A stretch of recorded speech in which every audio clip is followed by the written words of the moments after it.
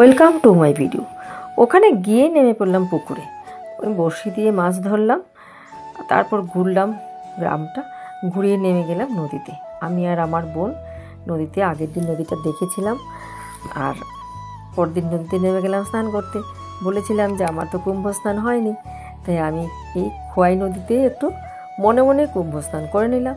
তো আমি আর আমার বোনটি মিলে নদীতে স্নান করতে শুরু করলাম।